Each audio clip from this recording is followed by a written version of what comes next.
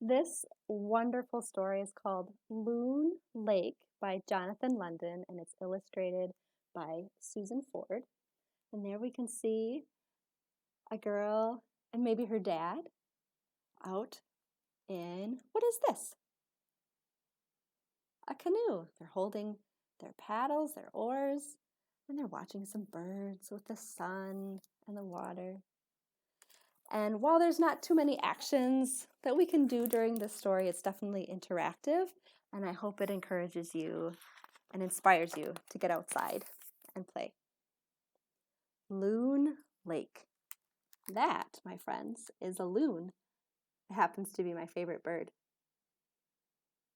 If you have never heard a loon before, when the story is all over, ask your adult to help you find sounds of the loon. It's something that you could look up here on YouTube where you're watching this video or somewhere else online. Rain bird, rain goose, call up a storm. These are names native people of the north give to the loon. This is what Papa tells me. There's the loon flying over the lake. Look at. What do you see there? A little campsite, a tent and a canoe. We watch the sun sink, setting fire to the clouds, and I hear a loon's call. I cup my hands around my mouth and try to make the loon's crazy yodeling laugh. Across Loon Lake, Loon laughs back. I've never seen a loon up close. It's getting late, but we set out to find him. We ease our canoe into the quiet northern lake as the full moon rises and spills a bright path on the dark water. We dip the blades of our paddles, dip, glide, and slide through the moonlight near the shore.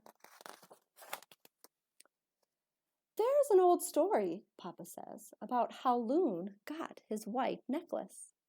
I keep paddling as I listen. An old man had lost his sight and asked for Loon's help, Papa says. Loon was a magical bird and gave sight back to the old man.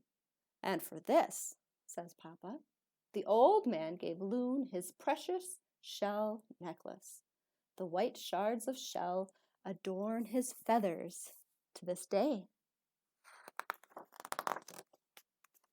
In the moon shadows, we see something move, the slightest ripple.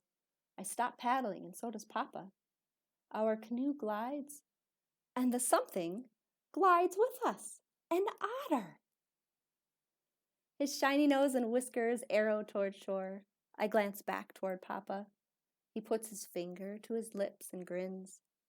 We see a quick gleam of moonlight on fur as Otter slithers out of the water and into low brush.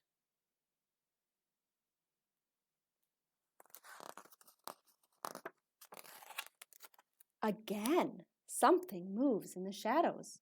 Again, just a nose and whiskers, dragging a soft ripple, buck teeth in the moonlight. Beaver slaps his tail and goes under. We start paddling. Something else moves in the shadowy water. I wonder what they're going to see next. A loon, I whisper to Papa. A rainbird. Slow, we paddle toward the loon, but before we know it, he's gone. The loon dove under the water.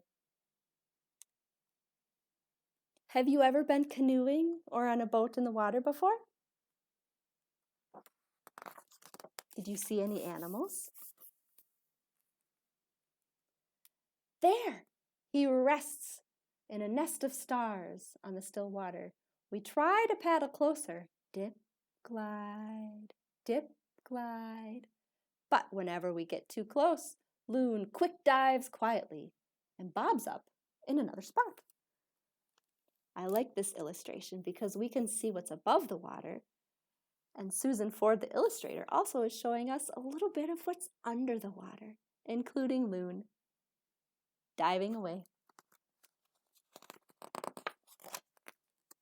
Now I glimpse him floating behind a screen of weeds. We paddle toward him, silent as the moon. He rears up, shakes his head. Can you shake your head like the loon?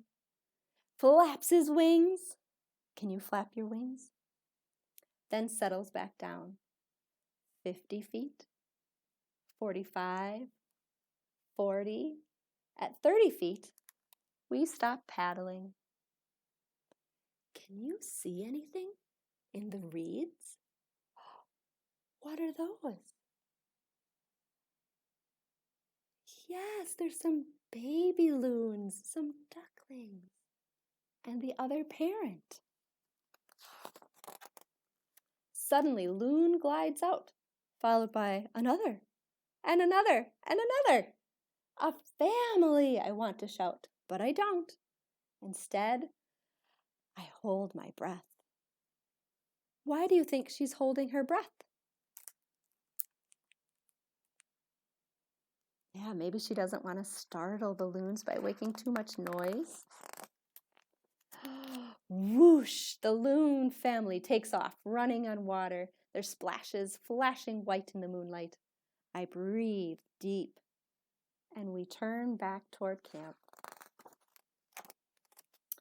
After supper, around our campfire, Papa whittles a stick sharp and hands it to me.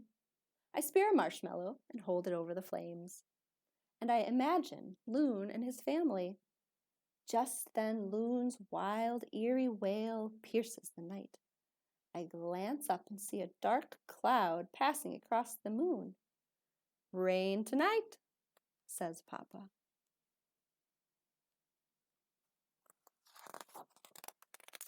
Later, we curl in our sleeping bags and listen to Loon's haunting cry and to the first drops of rain as they tap against our tent. Rainbird, rain goose, call up a storm. Good night. The end.